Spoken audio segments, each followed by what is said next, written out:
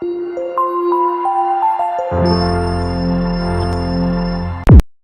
Time मेरी family भी मेरी वाइफ और मेरी फैमिली ने बहुत सपोर्ट दिया, खूब सपोर्ट दिया। और उस टाइम मैं सोच रहा था कि नहीं नहीं, अब तो पार्टी छोड़नी चाहिए, अब पॉलिटिक्स ही छोड़ देना चाहिए, ऐसा मतलब फैमिली के लिए विचार आ रहा था, क्योंकि आर्थिक संकट में भी आ गया था, बहुत खर्चा हो चुका था। और मेरी जो कंपनी थी वो भी मतलब उस टाइम बंद हो चुकी थी।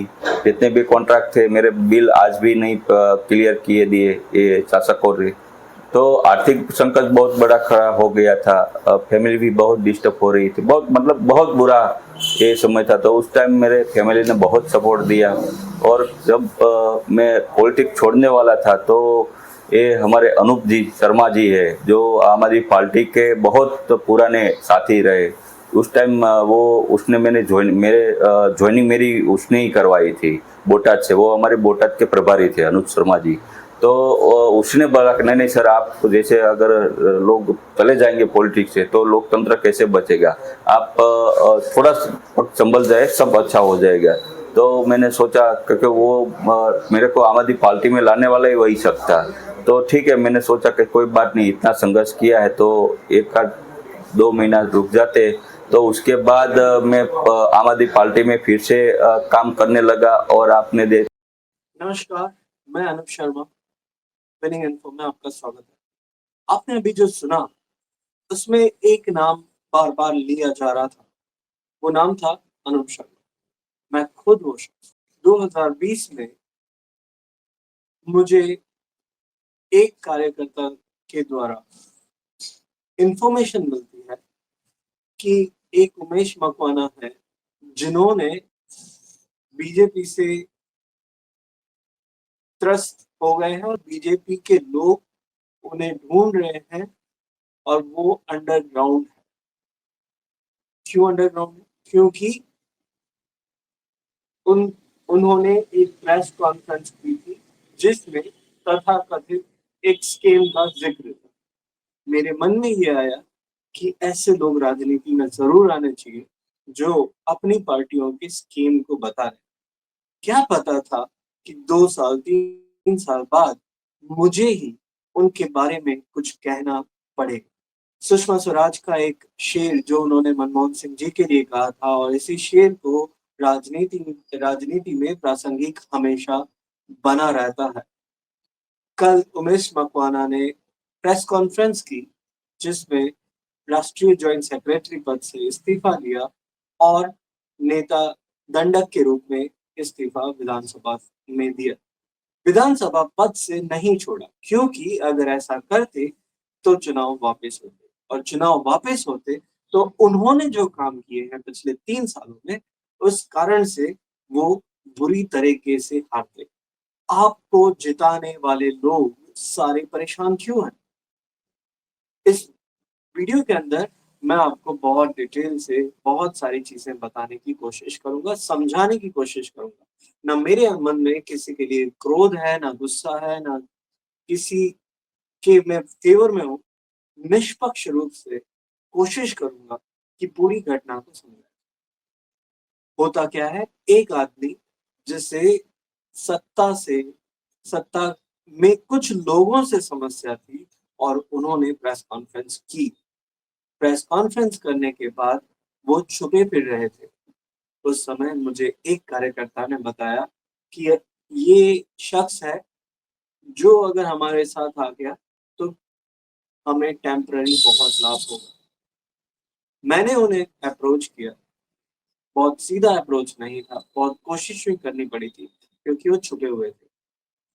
मुझ पर एक कॉल आता है कि मैं उमेश मकवाना बोल रहा हूँ, आप मुझे ढूंढ रहे हैं, क्या काम है? मैंने बोला मिलके बताता हूँ। हम मिलने पहुंचे, मिले, सर्किट हाउस में बात हुई। मेरे साथ मैंने कोऑर्डिनेट किया गोपाल इटालिया जी और उस समय के प्रदेश अध्यक्ष, साथ में मीटिंग करी, फोटो खिंचवाया, लेकिन फोटो आज तक कहीं पे पहुंचे, क्योंकि तब के कार्यकर्ता और अब के विधायक इस बात को छुपाना चाह रहे थे। साल 2017 बीजेपी के लिए काम करते हैं, 2022 में आम आदमी पार्टी के टिकट से चुनाव लड़ते हैं। इनके चुनाव लड़ने में बहुत प्रमुख भूमिका थी। 2-3 चीजें जो मुझे इस वीडियो में क्लैरिफाई करना है, वो आपके साथ साझा करने की कोशिश करूंगा। कल उन्होंने काफी चीजें क्लेम किया कि ईशुदान गढ़वी ऐसे हैं, वैसे हैं, गोपाल इटालिया ऐसे हैं, पार्टी ऐसी है। अरविंद जी को छोड़कर बाकी सभी लोगों के लिए उन्होंने काफी कुछ बोला, और ये ठीक उसी समय बोल रहे हैं जब पार्टी को एक मोमेंटम मिल रहा है। अगर कोई दूसरा नेता होता जिसका मकसद ये होता कि वो आने वाले चुनाव में फिर से चुनाव जीते, तो जिसका मकसद ये होता कि आने वाले चुनाव के अंदर वो खुद बेहतरीन ढंग से पार्टी को मदद कर सके, वो कभी ये नहीं करता। मैं आगे की चर्चा करूं उससे पहले मैं चाहता हूं कि आप इस वीडियो को देखें जो ईशुदान गढ़वी जी ने उनकी प्रेस कॉन्फ्रेंस करने के बाद कहा। मैं उस प्रेस कॉन्फ्रेंस की मेरे पास ऐसी फुटेज नहीं है जो मैं कॉपीराइट के बिना चला सकूं, इसलिए मैं आपसे आग्रह करता हूं कि उस प्रेस कॉन्फ्रेंस को उमेश मकवाना ने जी ने जो प्रेस कॉन्फ्रेंस कल की थी, तो उस प्रेस कॉन्फ्रेंस को पूरी देखें। एक बच्चे को सुन के भी हंसी आएगी कि एक एमएलए इस तरह की बात कर रहा है। हम सारे उनके सवालों के जवाब और सारी चीजों को क्लियरिफाई करने की कोशिश करेंगे। मकसद ये नहीं है कि कौन गलत है कौन सही है, मैं इसमें नहीं पढ़ना चाहता। कौन सही है कौन गलत है ये मैं आप पे छोड़ता हूँ। मेरा मकसद ये है कि जो घटना घटी है उसे हम वैसी ही समझ सके जैसी वो है, ना कि वैसी जैसे नेता हमें समझाने की कोशिश कर। आगे बढ़ते हैं उससे पहले मैं चाहता हूँ कि मैं आपको ईशुदान गढ़वी जी का एक क्लिप जो उन्होंने कल उमेश मकवाना जी के लिए बोला वो भी सुनो। बोटाद के हमारे विधायक उमेश मकवाना के खिलाफ बार बार भ्रष्टाचार की फरियादें आ रही थी, बार बार उनके खिलाफ जनता की फरियादें आ रही थी। वो बोटाद में कम गांधीनगर में ज्यादा रहते थे। बार बार उनको जब बताया जा रहा था तब भाजपा को पता चला तो भाजपा ने उनको साध लिया, और भाजपा ने जिस तरह से गंदी राजनीति शुरू की है, भाजपा ने विसावदर में जब भाजपा चुनाव हारी तो भाजपा इतनी बौखला गई है कि उन्होंने फिर से उमेश मकवाना के थ्रू पार्टी के विरुद्ध, आम आदमी पार्टी के विरुद्ध एक्टिविटीज करवानी शुरू की है। इसलिए पार्टी माननीय अरविंद केजरीवाल जी और शीर्ष नेतृत्व ने तय किया है कि पार्टी विरोधी और जनता विरोधी जो भी कदम उठाएगा उसके खिलाफ पार्टी सख्त कार्यवाही करेगी। और उसके चलते उमेश मकवाना जी को जनता विरोधी और पार्टी विरोधी प्रवृत्तियों के करने के चलते 5 साल के लिए पार्टी से सस्पेंड किया जा रहा है। और मैं उमेश मकवाना जी को और भाजपा को चैलेंज देता हूं कि अगर हिम्मत है तो आप विधायक पद से इस्तीफा देकर बोटाद से फिर से चुनाव जीतकर बताइए। बोटाद की जनता से बार बार ये कंप्लेन आ रही थी, भ्रष्टाचार की फरियादें आ रही थी, बार बार उनको सूचित किया गया है कि आप जनता के बीच रहिए, आप जनता का काम करिए। बार बार उनके खिलाफ पुलिस थाने में भी अर्जी गई है, मेरे पास भी आई है कि इतनी कंप्लेन है। तो भाजपा इस तरह की गंदी राजनीति बंद करे, सामने ताकत हो तो सामने से लड़ो। आप तहसील पंचायत में तो चुनाव जीत नहीं सकते हैं, आपने मंत्री के बेटे हो चुनाव हार चुके हैं। इसलिए भाजपा को भी मैं चैलेंज देता हूं कि आओ बोटाद में उपचुनाव कराओ और आम आदमी पार्टी के खिलाफ जीत कर दिखाओ। तो सुना आपने, ईशुदान गढ़वी जी ने एक चैलेंज दिया कि अगर आप सच में इतने ताकतवर अपने आप को मानते हो तो चुनाव लड़के दिखाइए, जीत के दिखाइए, विदाउट मैंडेट दिखाइए, भाजपा के मैंडेट पे जीत के दिखाइए। इतना कॉन्फिडेंस ईशुदान गढ़वी क्यों बोला? उसी बात को उन्होंने पहले बोला कि मुझे बहुत कंप्लेन आती, और ये बात सच है। कल उमेश मकवाना जी की पूरी पीसी को हम देखें, मैंने फिर से आपको बोल रहा हूँ कि फ्री कॉपीराइट वाली मेरे पास कोई फुटेज नहीं है, इसलिए मैं आपको वो नहीं दिखा रहा हूँ, पर आप उसको पूरी देखिए, कोई प्रॉब्लम नहीं। एक बच्चे को भी हंसी आएगी ऐसी प्रेस कॉन्फ्रेंस। पता नहीं किससे सलाह ले रहे हैं, किससे क्या कर रहे हैं, मशवरा कर रहे हैं। एक विधायक दर्जे का आदमी किस दबाव में ये बोल रहा है, नहीं समझ में। पर वो ये समझ रहे हैं कि और लोग भी बेवकूफ हैं, ये बड़ी अजीब बात है। होता क्या है, वो अपनी प्रेस कॉन्फ्रेंस करते हैं जिसके अंदर वो ये कहते हैं कि मैं उमेश मकवाना पार्टी के नेशनल जॉइंट सेक्रेटरी पद से इस्तीफा देता हूँ, मैं दंडक पद से इस्तीफा, पर मैं पार्टी का कार्यकर्ता बना रहूंगा और काम करता रहूंगा। मेरे समाज का शोषण होगा। बहुत अच्छी बात है, समाज की चिंता होनी चाहिए, पार्टी का कार्यकर्ता भी बने रहना चाहिए। पर यहाँ पर कुछ दाल में काला दिखाई दे रहा है। दरअसल वो यहाँ पर दिखाई दे रहा है कि विधायकी चली जाएगी। अगर मैं पार्टी के पद से इस्तीफा दे दूंगा तो विधायकी चली जाएगी। वो चाहते ही ये थे वो चाहते ही ये थे कि हम वो चाहते ही ये थे कि पार्टी में कार्यकर्ता के रूप में बने रहें ताकि विधायक बने रहें। दिख रहा आपकी हरकतों से। दूसरी बात उन्होंने बोला कि हमारे समाज के साथ, मैं कोली समाज से आता हूँ, मैं ओबीसी समाज से आता हूँ, मेरे साथ बहुत गलत हुआ।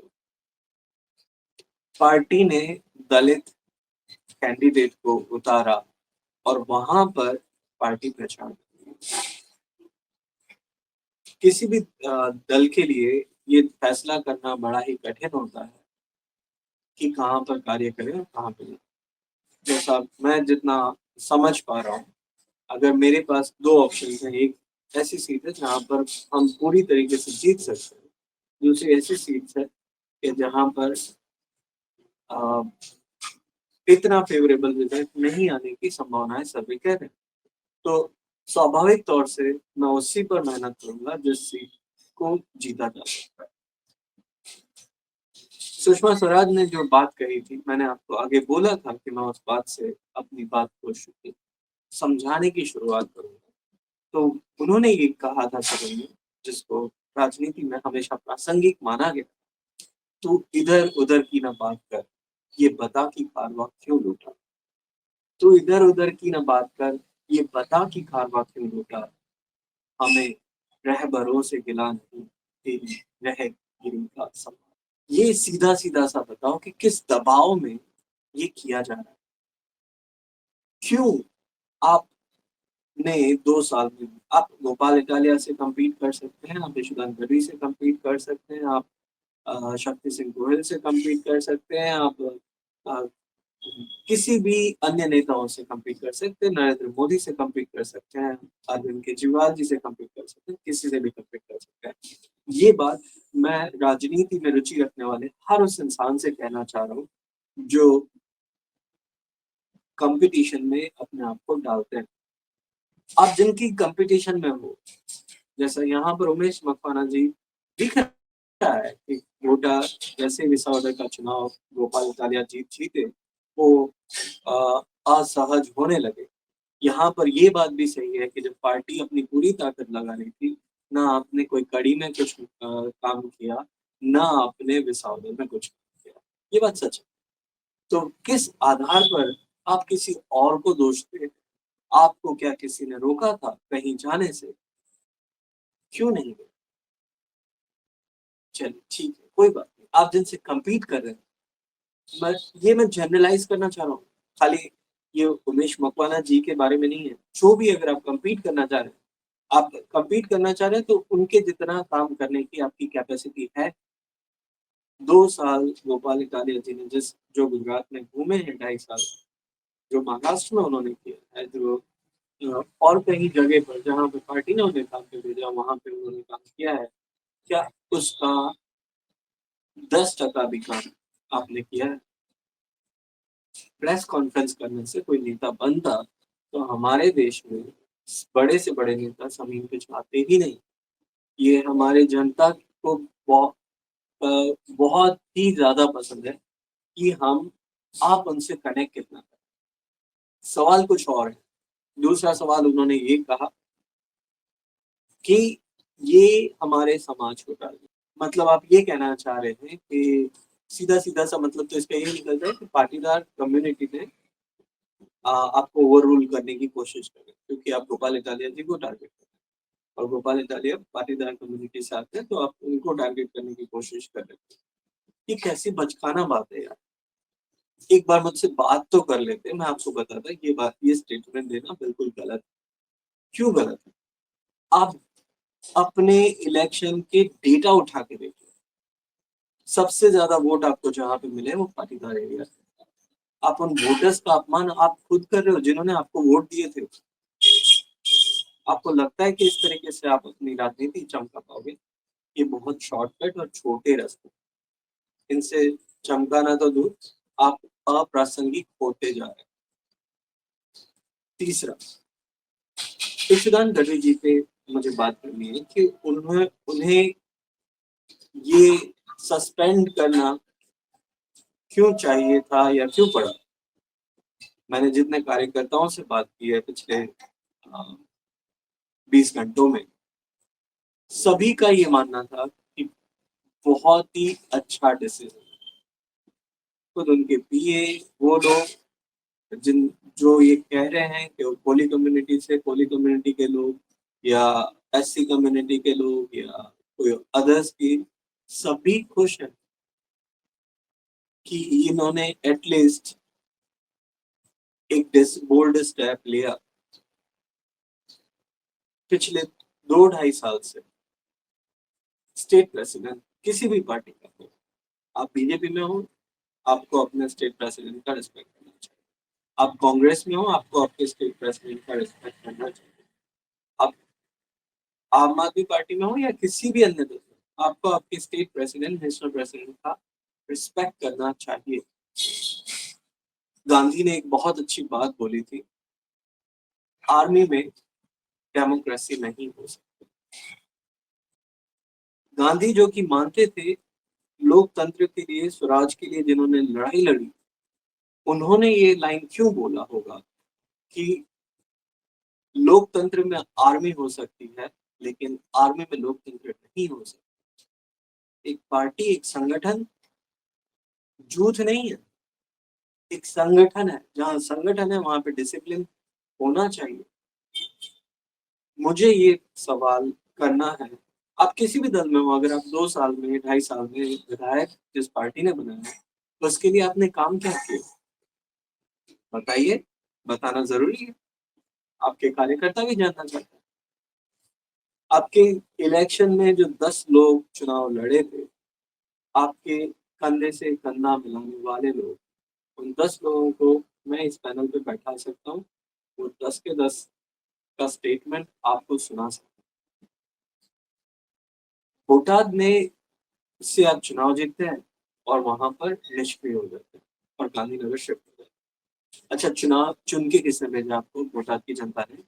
आप उनके साथ ही डिस्कशन नहीं कर रहे, उनके साथ ही चर्चा नहीं कर रहे, उनके सुख में नहीं खड़े, उनके दुख में नहीं खड़े।